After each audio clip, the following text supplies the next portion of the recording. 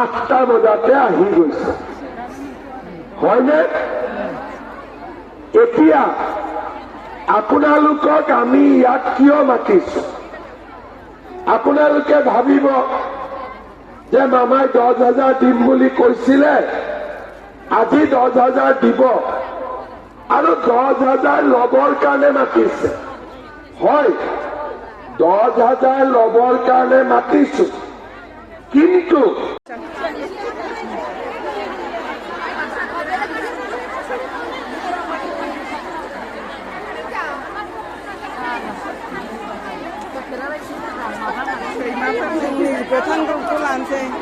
Hello.